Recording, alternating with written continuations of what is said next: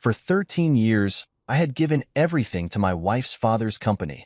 My time, my energy, my ideas, and my loyalty. I had worked through weekends, missed vacations, and sacrificed sleep, all to transform the struggling firm into an empire worth $85 million. It wasn't just a business to me. It was my creation. I had built it from the ground up, turning failed ventures into strategic successes, closing deals that others deemed impossible, and making my father-in-law's name synonymous with power and prestige.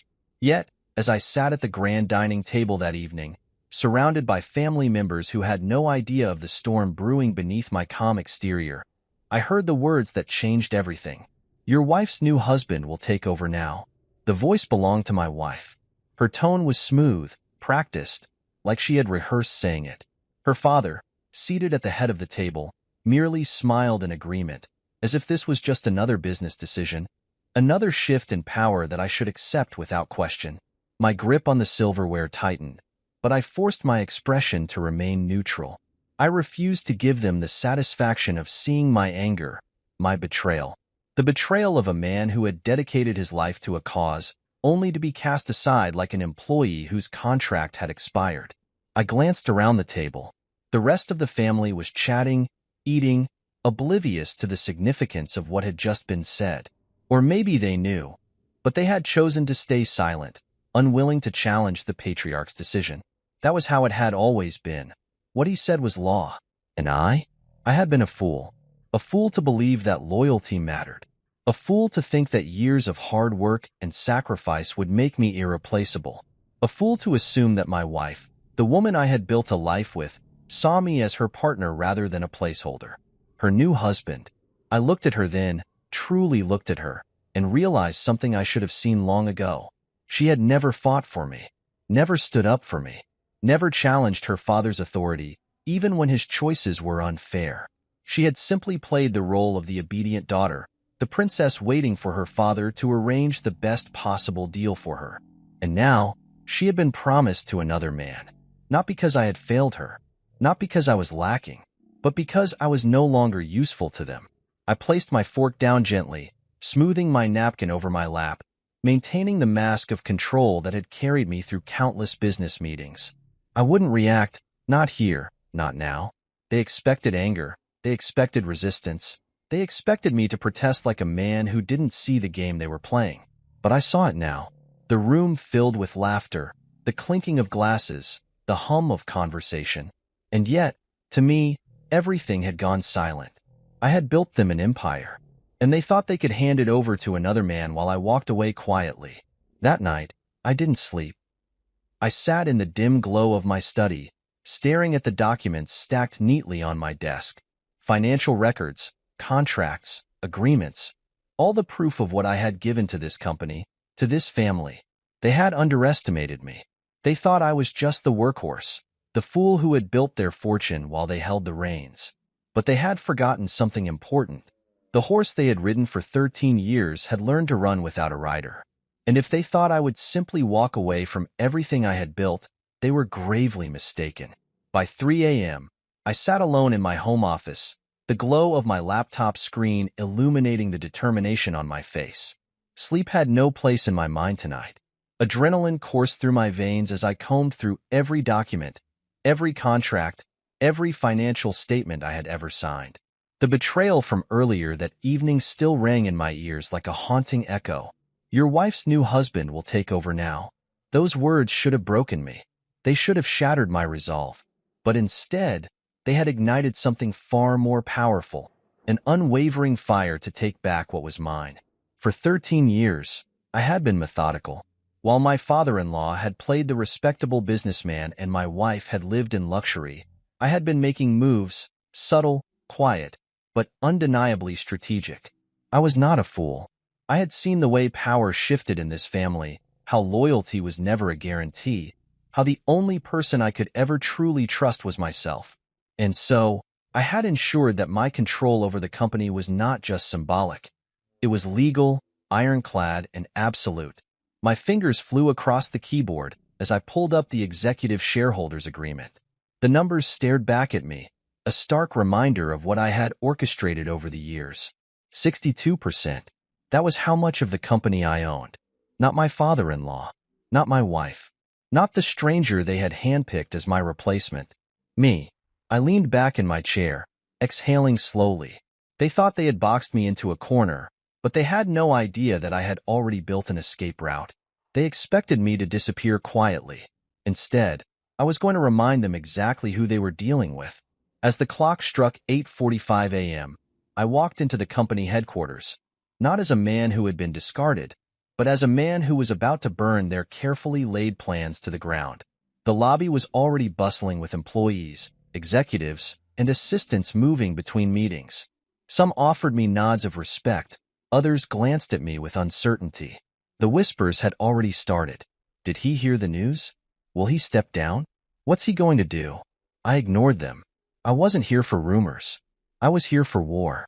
Taking the elevator to the top floor, I strode into my office, my presence alone sending a wave of tension through the space.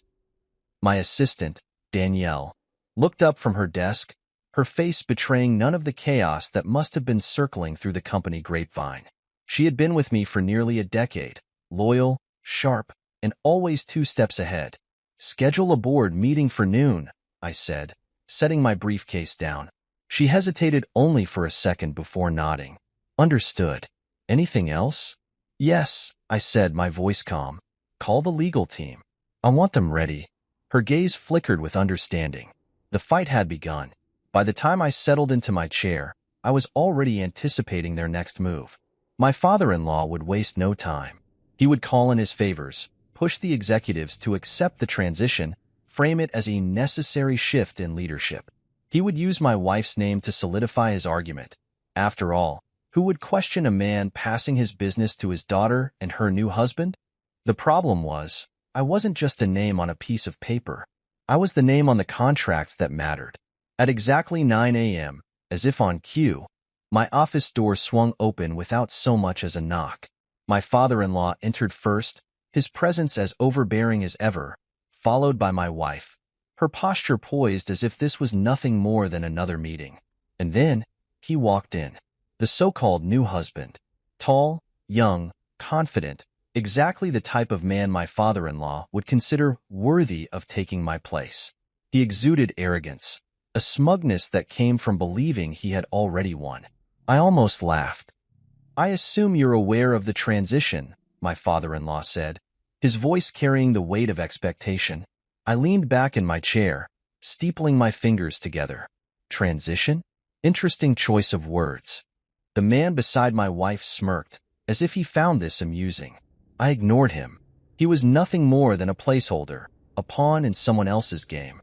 My focus was on the real threat, the man who had orchestrated this betrayal in the first place.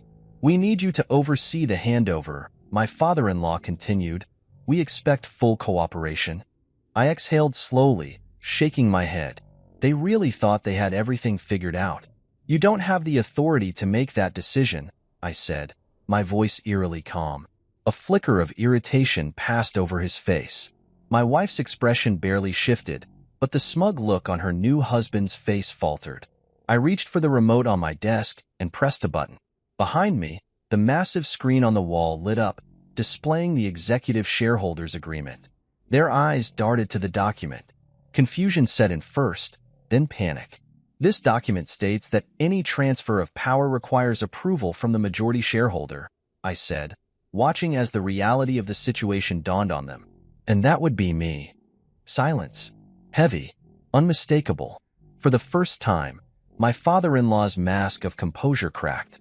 "This is impossible," he muttered. "No," I corrected, my voice cutting through the tension. "What's impossible is thinking I would spend 13 years building something only to let you steal it from me." I turned my gaze to my wife. "Did you really think I wouldn't see this coming?" I asked her, my voice laced with disappointment. She didn't answer. Her hands tightened into fists at her sides. I let the silence stretch between us before shifting my attention to the man standing beside her, the one who had walked in thinking he was about to inherit an empire. "You have 2 choices," I told him. "You can work under me, or you can walk out that door and never step foot in this company again." His face turned red, his jaw clenched. He looked at my wife, then at my father-in-law. He had expected a victory lap, not a public humiliation. He stormed out without a word. My father-in-law hesitated for a fraction of a second before following. My wife lingered for a moment longer. She met my gaze, searching for something. Anger, regret, weakness. She found none. I had spent years building this empire, and if they thought they could take it from me, they were about to learn just how wrong they were. The air in my office was thick with tension long after my father-in-law and my so-called replacement had stormed out. My wife was still standing there, her hands clenched at her sides, her carefully curated mask of indifference slipping ever so slightly. She wasn't used to losing. Neither was her father. But today, they had lost. I leaned back in my chair, watching her closely. She was waiting for me to break the silence, to give her something. An explanation, an argument, a reaction. But I wasn't playing that game anymore. "You knew," she finally said, her voice quiet but edged with something sharp. "You knew all along." I tilted my head slightly, as if considering her words. What exactly did I know? Her nostrils flared. "Don't play dumb. You knew what my father was planning. You knew he was going to transition the company to—" She stopped herself before saying his name. She didn't have to. I let out a slow breath, tapping my fingers on the desk. "Of course I knew," I said smoothly. "I know how your father operates. He's predictable. He thinks power is something he can shuffle around like a deck of cards. He underestimated me, just like you did." Her lips pressed into a thin line. "This doesn't have to be a war, you know." I laughed, the sound dry and humorless. "It already is, darling."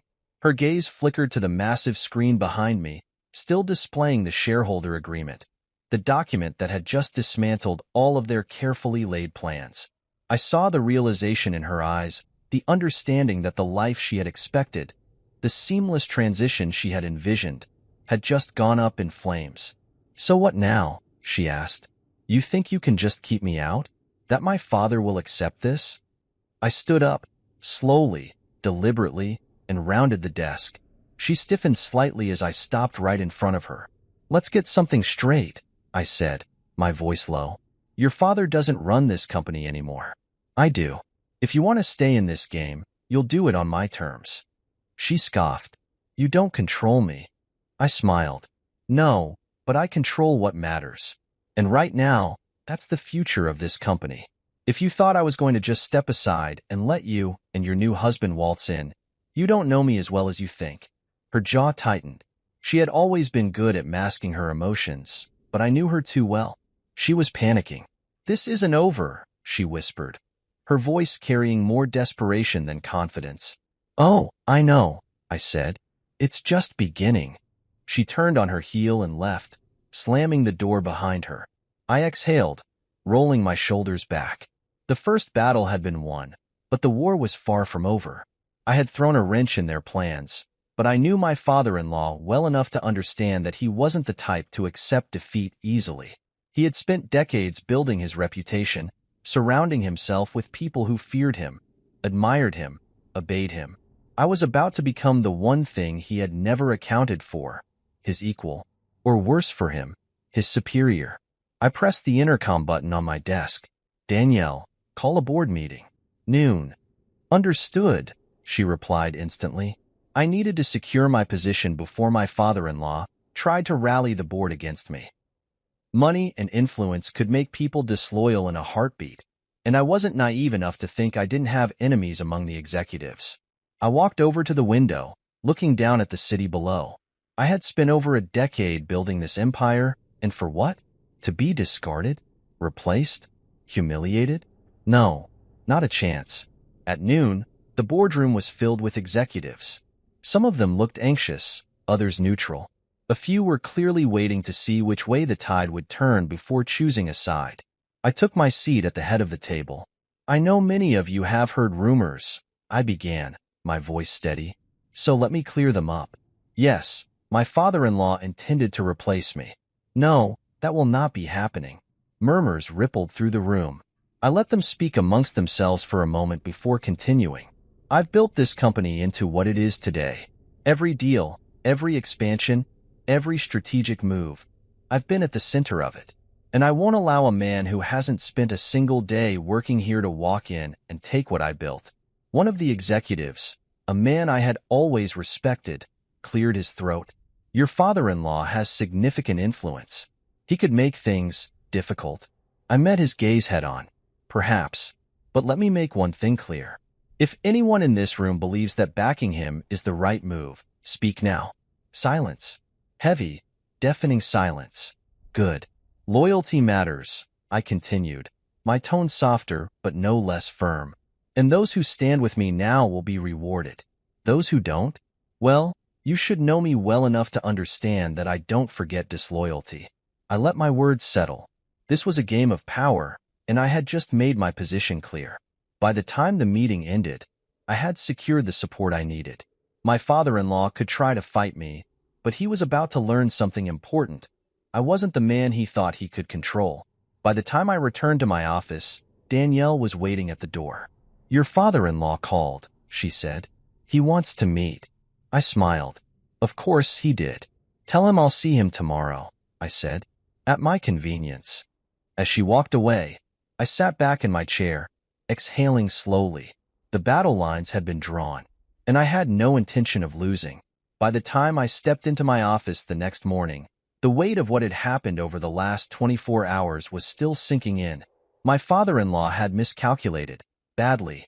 He had spent years believing he could manipulate, control, and discard me like a piece on his chessboard. He hadn't accounted for the fact that I wasn't just another pawn. I was the one who had built the kingdom, and now I was the one who held the power to burn it down. My phone buzzed on the desk. I glanced at the screen. Unknown number. I knew exactly who it was before I even picked up. Speak. A familiar voice crackled through the line. You think you've won? I smirked, leaning back in my chair. I know I have. A slow, measured exhale came from the other end. You've made a mistake, son. A mistake that's going to cost you everything. That's funny, I said, twirling a pin between my fingers. Because from where I'm sitting, it looks like the only mistake was thinking you could take what's mine. Silence. I let it stretch between us, savoring the shift in dynamic. For years, my father-in-law had spoken to me with authority, with the certainty that I would always fall in line. Today, for the first time, that authority was gone. We should meet, he finally said, his voice tight. We should, I agreed. But on my terms. My office. 1 hour. I hung up before he could argue. I wasn't going to let him control the setting, the tone, or the circumstances. If he wanted a discussion, it would be on my turf, under my rules. The next 60 minutes passed in strategic preparation. I had Danielle pull up every document, every financial report, and every legal agreement that mattered. I wanted them printed and stacked neatly on my desk, not because I needed to review them, but because I wanted him to see them. To understand that I wasn't just prepared. I was untouchable. At exactly 10 o'clock, the door to my office swung open. My father-in-law walked in, his presence as imposing as ever, dressed in his usual crisp suit. He was followed closely by my wife, ex-wife, really, though she hadn't realized it yet, and trailing behind her, the man they had chosen to replace me. I ignored him entirely. He wasn't important enough to acknowledge. Instead, I leaned back in my chair and gestured to the seats across from me. Sit. They did. Reluctantly. You think you can just lock me out of my own company? My father-in-law's voice was sharp, laced with barely concealed fury. I smiled. I don't think. I know. I tapped the stack of papers on my desk. 62%, remember? That's my share. Which means I make the decisions now. Not you. Not her. I nodded toward my wife, whose expression remained unreadable. And definitely not him. Her so-called new husband shifted in his seat, uncomfortable. This is a family business, my father-in-law pushed. And you're no longer family. I tilted my head. Funny. You had no problem with me being family when I was the one securing multi-million-dollar contracts, expanding the business, and cleaning up your financial messes. His jaw clenched. I continued. You're right about one thing, though. This is a family business.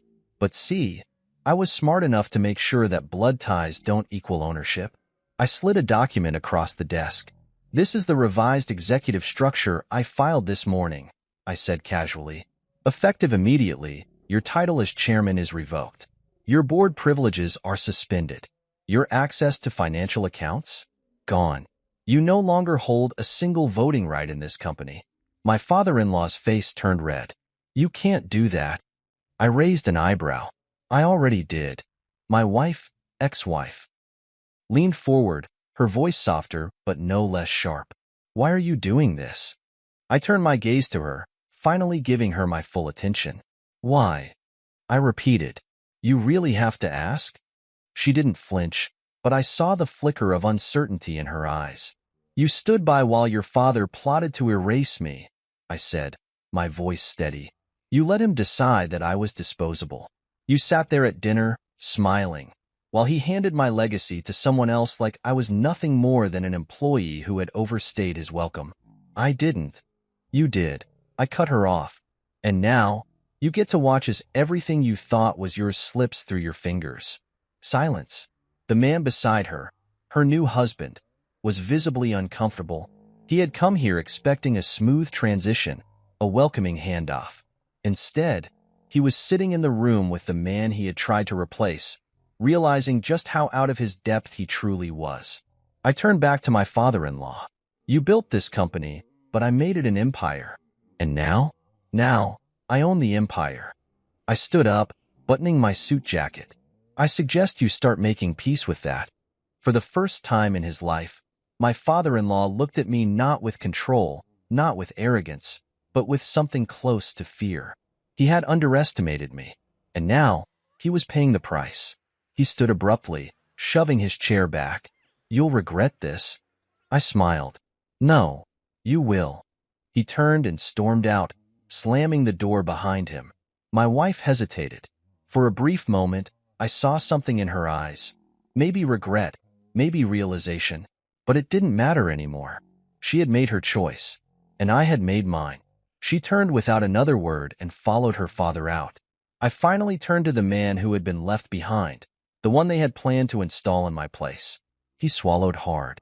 "Look, man, I cut him off with a single glance. "Get out." He scrambled to his feet and all but ran out of my office. As the door closed behind him, I exhaled slowly, letting the silence settle. The battle wasn't over yet, but today I had one, and I wasn't done winning. The morning after the confrontation, the weight of my victory still lingered in the air, thick and undeniable. But I knew better than to celebrate too soon.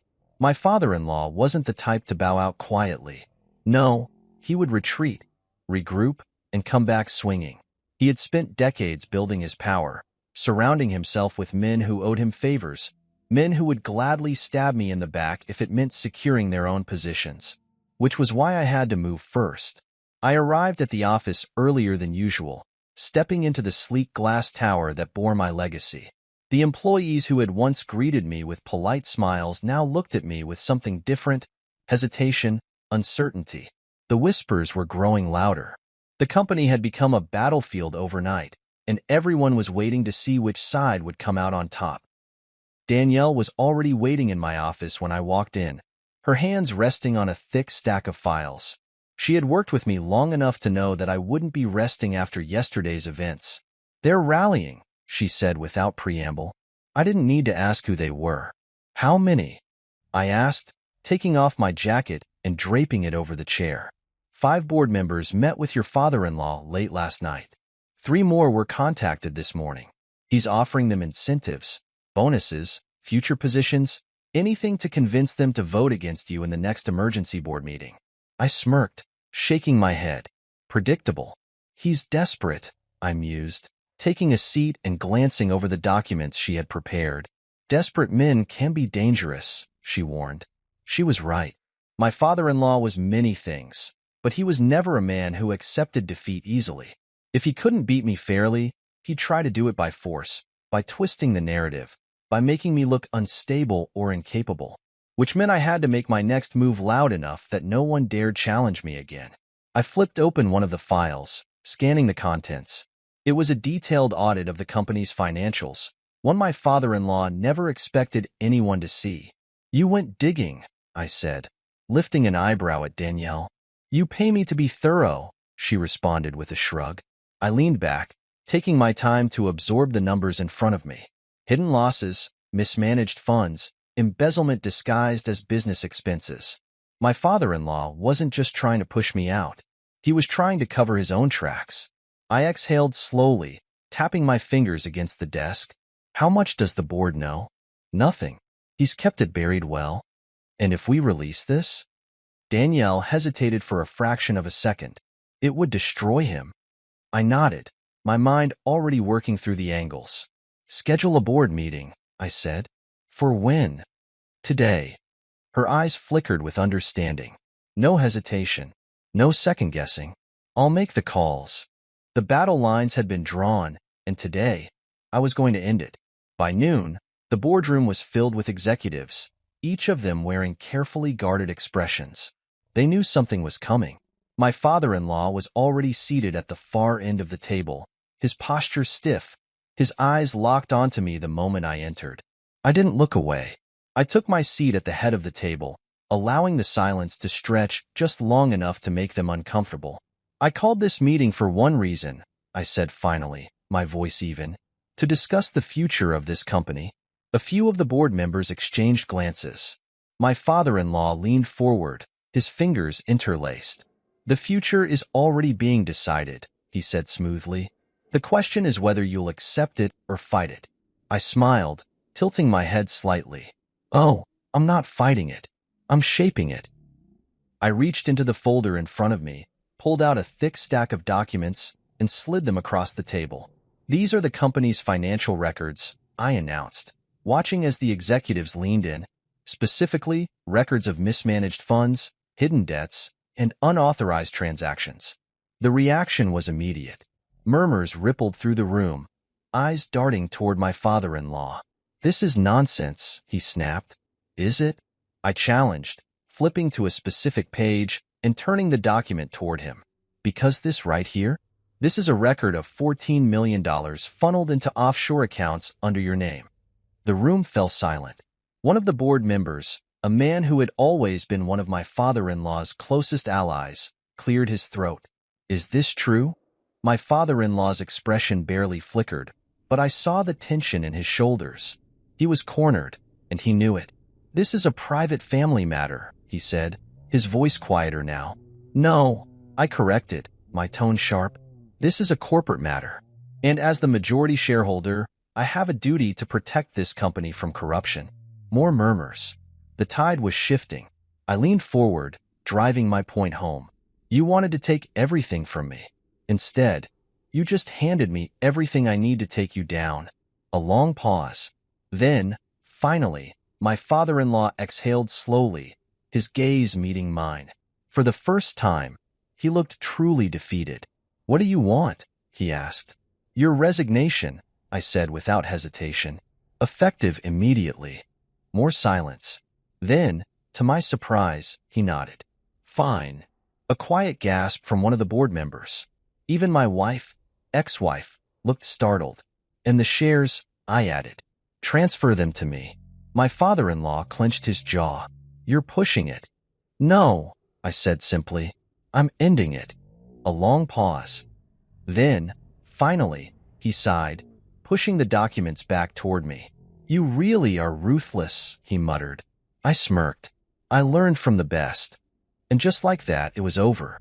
My father-in-law left the company that day. My wife didn't follow him, not immediately. She lingered, watching me, but I didn't spare her a second glance. I had one, and nothing would ever be the same again. By the next morning, the entire city knew what had happened. The headlines splashed across business news outlets were as brutal as they were satisfying. Corporate power shift, the end of an era at Hastings Enterprises. Chairman resigns amidst financial misconduct allegations.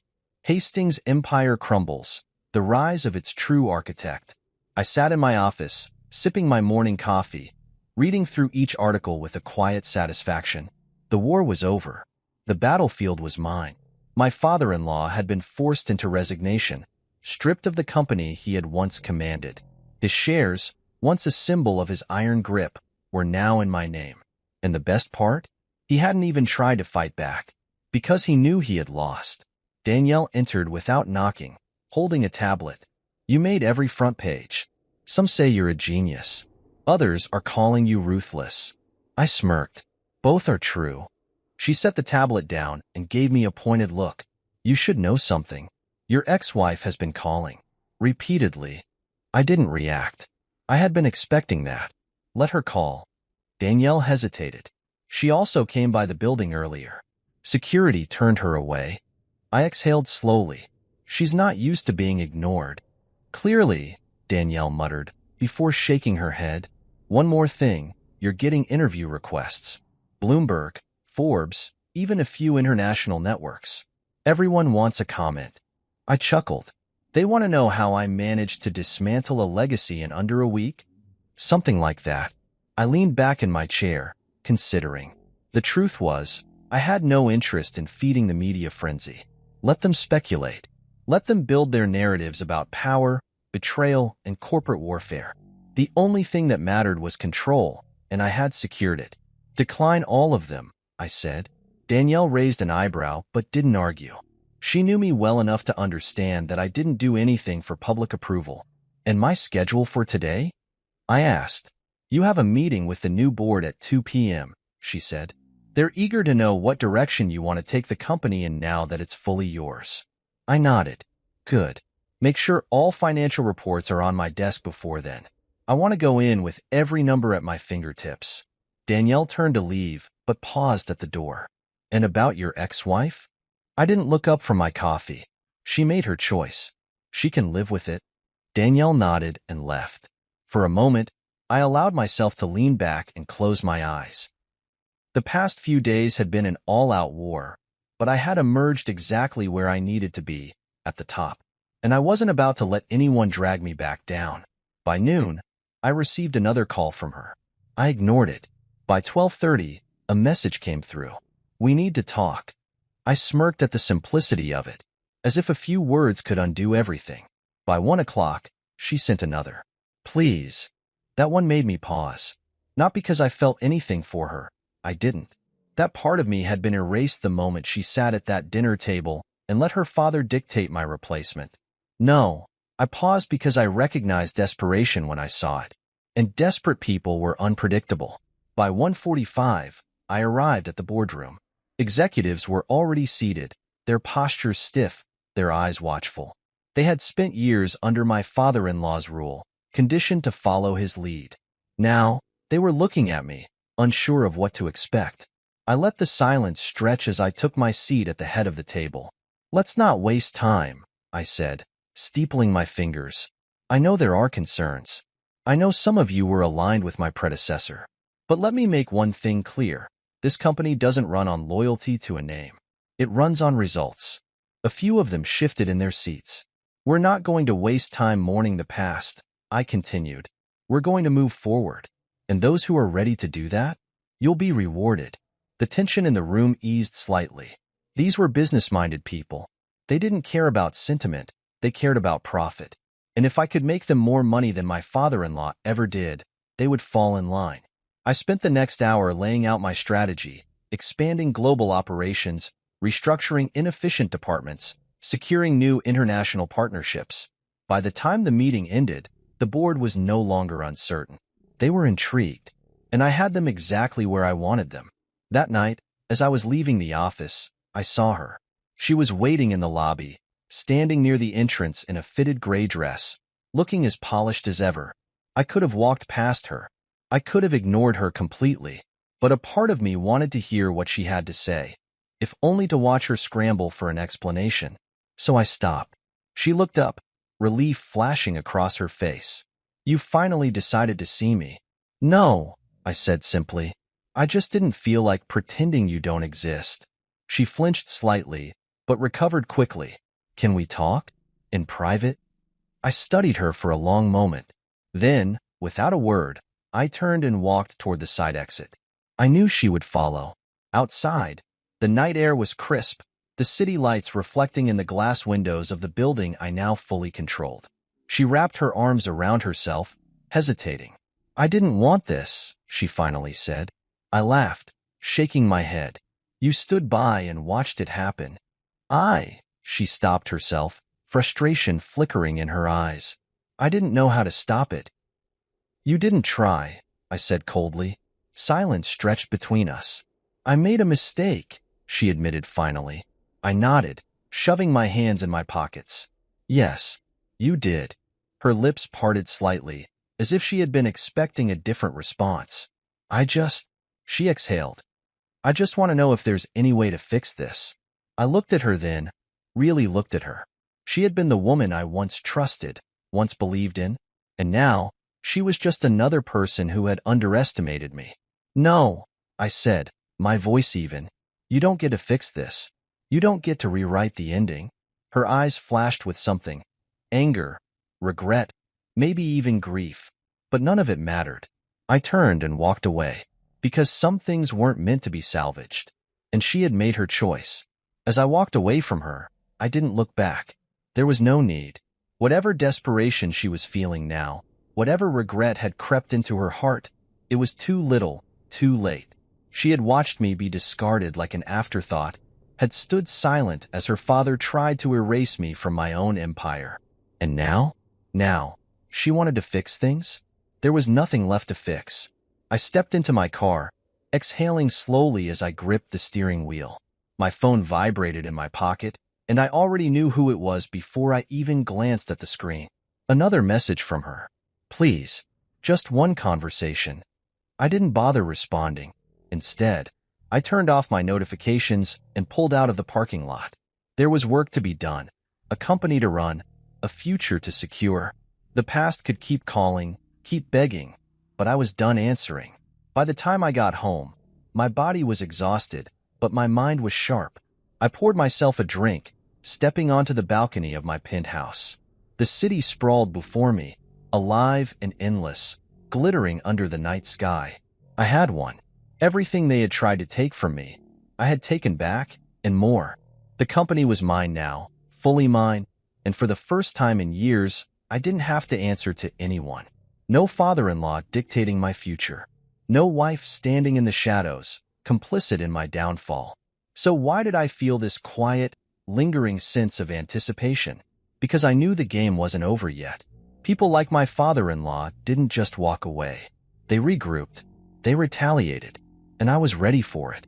The next morning, I was back in my office before the sun had even fully risen. Danielle was already there, as always, her efficiency unmatched. She slid a file onto my desk before I had even taken my seat. You were right, she said simply. I flipped open the file and scanned the contents. A meeting had taken place last night. My father-in-law, a few of his old allies, a handful of investors who had benefited from his reign. They're looking for a way back in, Danielle continued, trying to gather support, frame you as reckless, unstable. I smirked, setting the file down. They're desperate. Desperate men do dangerous things. She wasn't wrong. Do we have leverage on any of the investors?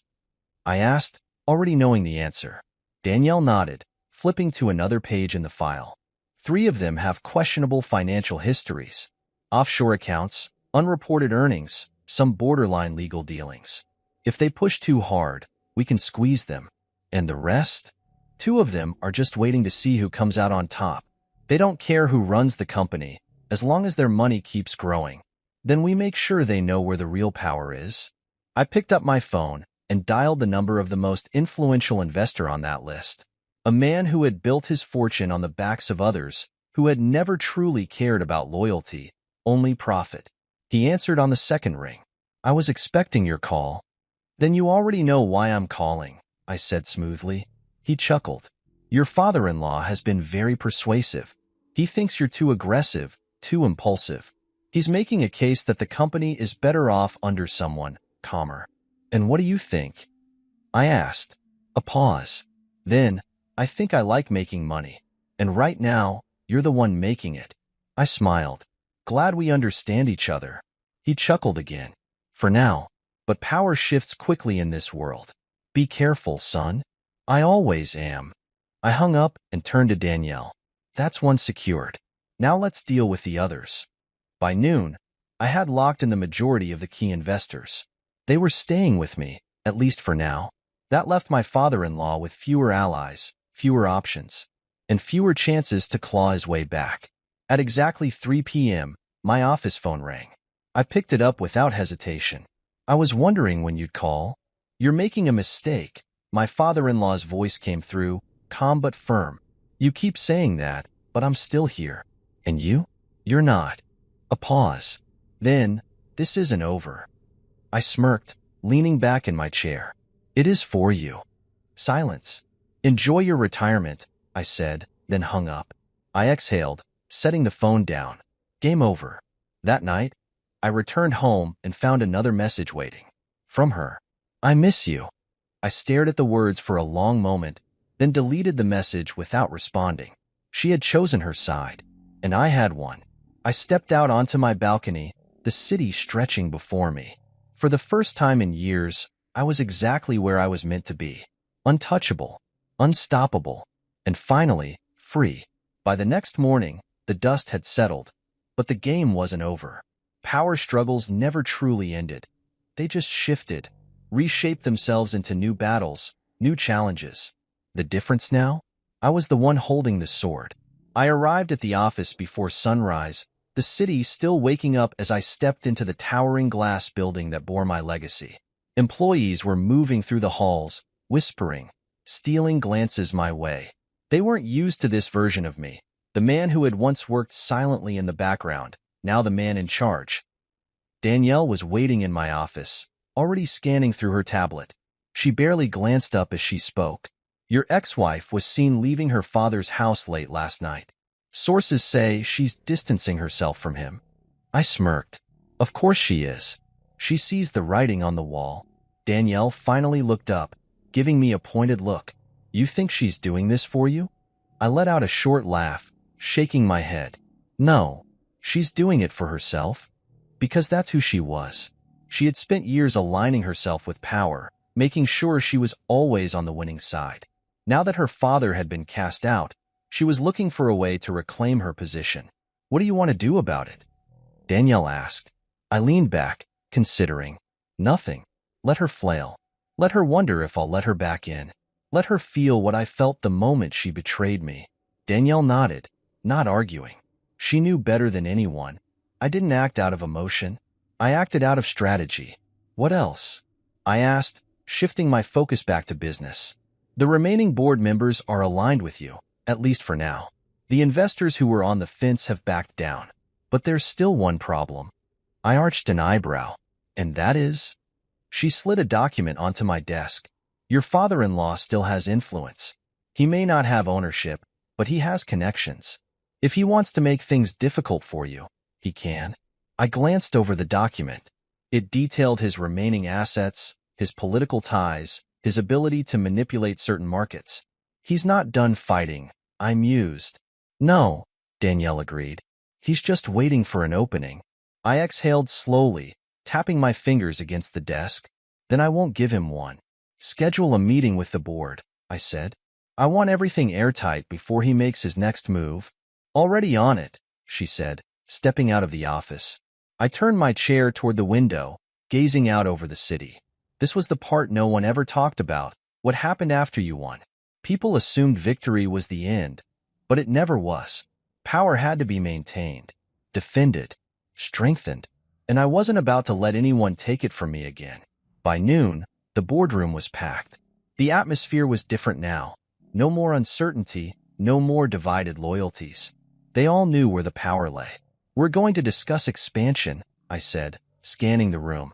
Hastings Enterprises is no longer just a domestic firm. We're taking it global.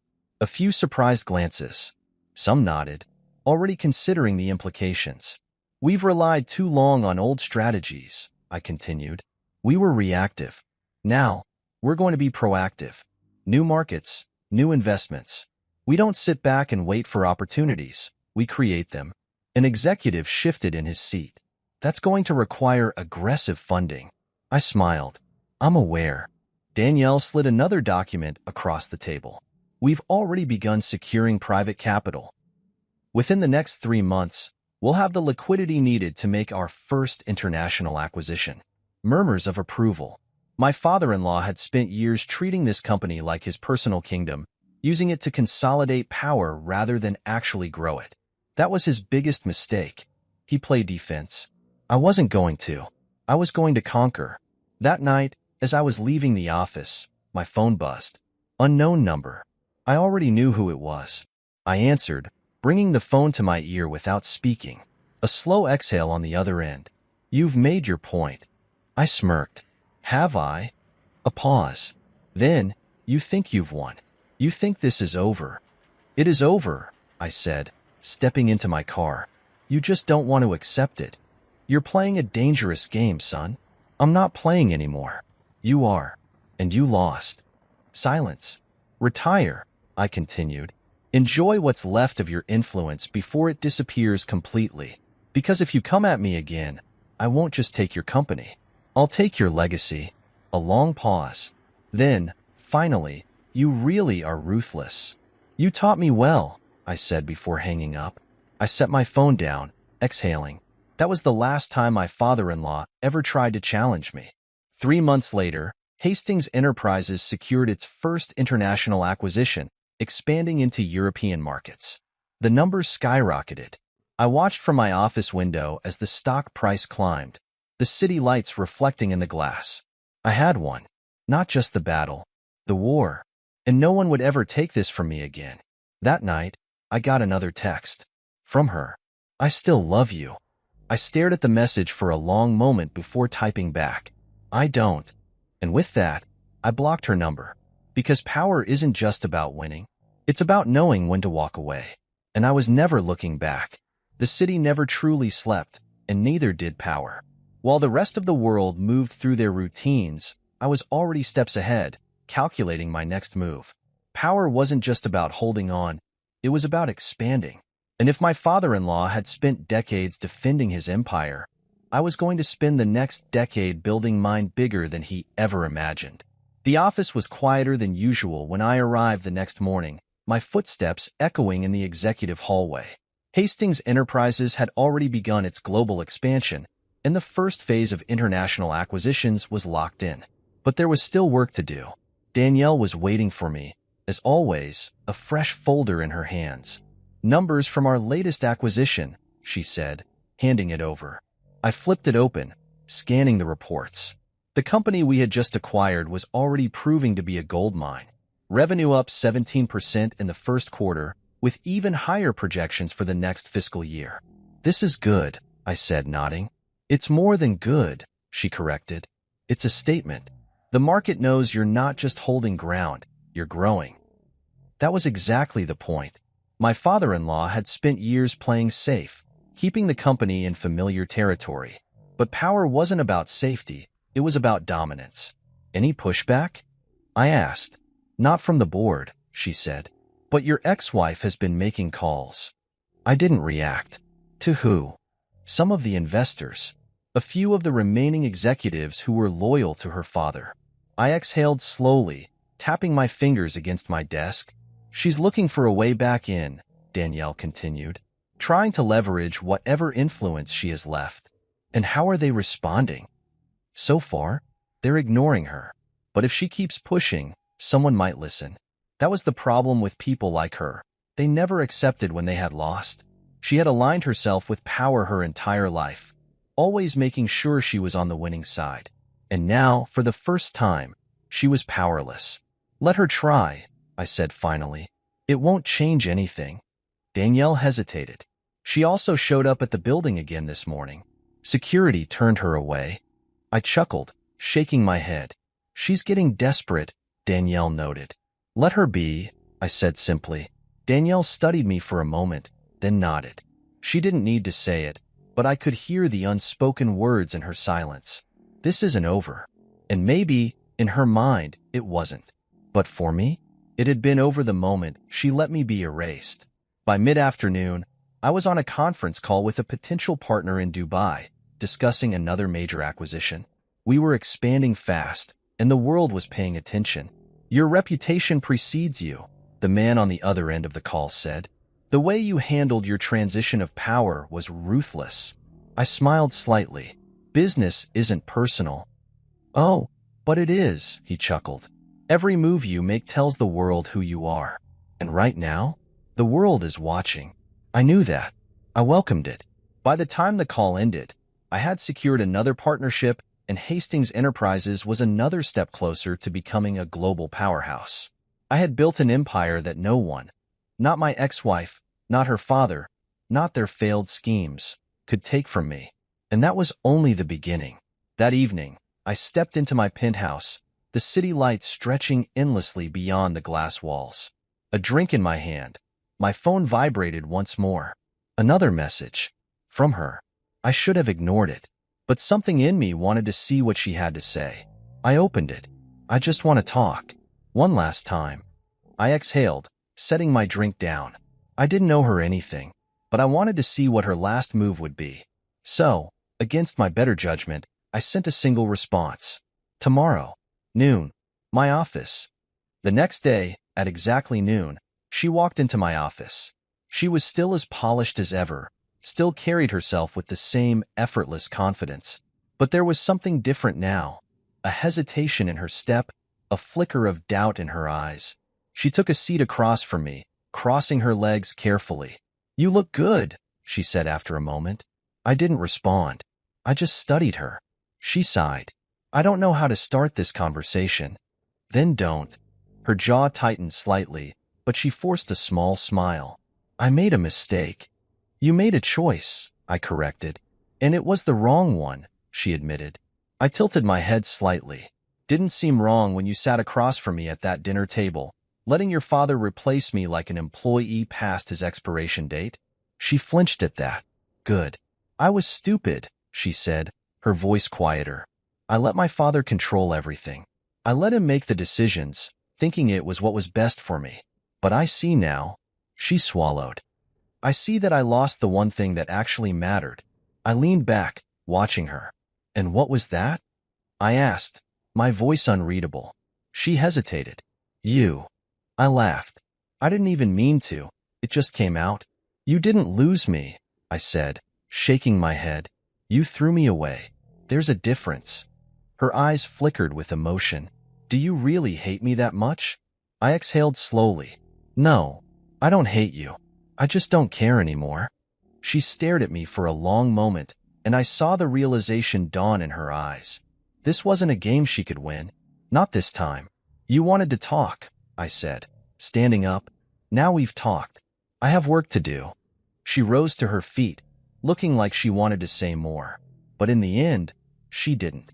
She just nodded once, turned, and walked out of my office.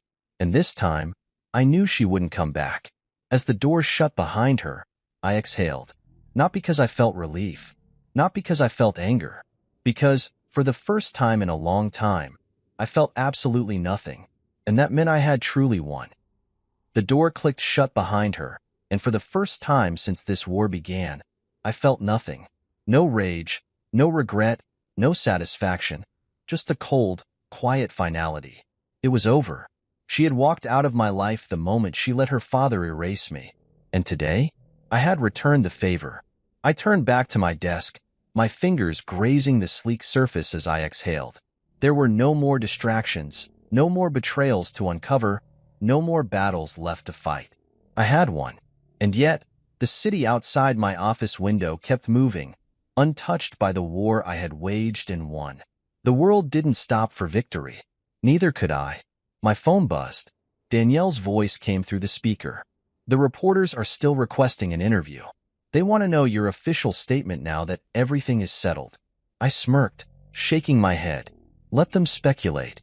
I didn't owe anyone an explanation. "Understood," she said. A pause. "By the way, your ex-wife just left the building." "I know." She looked different, not as sure of herself. "She'll adjust," I said simply. Danielle didn't press further. She never did. She understood me better than most. "One more thing," she said. "Your father-in-law has officially stepped down from all his remaining positions. He's off every board, out of every financial circle. The investors have cut ties. He's irrelevant now." I nodded. Good. That was the final piece. The last loose thread. He had spent decades ruling from behind a desk, controlling people like pieces on a chessboard. He had built a name, a reputation, a legacy. And now, he was just another forgotten businessman. Poetic. There's one last issue, Danielle said carefully. His lawyers reached out. He's requesting a meeting. I exhaled. Of course he is. He wouldn't go down without trying to salvage something. Some piece of his power, some remnant of his former life. Set it up, I said. My office. Tomorrow. Are you sure? I want to see the look on his face when he realizes there's nothing left for him to take. Danielle didn't argue. Tomorrow. 10 a.m., she confirmed. I hung up, staring out at the city. Tomorrow, I would bury the past for good. The final meeting. At exactly 10 a.m., my office door swung open. My father-in-law walked in, but he wasn't the same man he had been months ago. Gone was the confidence, the arrogance, the quiet certainty that he was always in control. He looked old, small, defeated. He took a seat without waiting for permission, but there was no power in the gesture. I won't waste time, he said, his voice rougher than before. I know what you think of me. I know you believe this is over. I didn't respond. I just watched him. But you don't understand something, he continued, leaning forward slightly. Power never truly disappears. It shifts. Today, you have it. But tomorrow, it could be someone else. I smiled slightly. Is that a warning? It's a lesson, he said, one I had to learn the hard way. One day, someone younger, smarter, and hungrier than you will come for what you built. And if you're not careful, you'll be sitting in this chair, having this conversation. I studied him. He wasn't wrong. Power was never permanent. It had to be defended, strengthened, reinvented. But I wasn't him. I hadn't built my empire on family loyalty or empty favors. I had built it on strategy, control, and absolute leverage. I appreciate the advice, I said smoothly, but I'm not you, and I won't make your mistakes. He exhaled, shaking his head. We'll see. Silence stretched between us. Why are you here? I asked. I want one thing, he said finally, a seat at the table. I laughed, shaking my head. You had a seat. You lost it. I built this company. And I built it into something bigger than you ever could, I countered. This isn't your legacy anymore. It's mine. His jaw tightened. Then at least let me buy back in, he pushed. Name your price. There is no price. A flicker of something crossed his face. Frustration. Maybe even desperation. You're shutting me out completely? You shut yourself out, I said simply. You made a choice.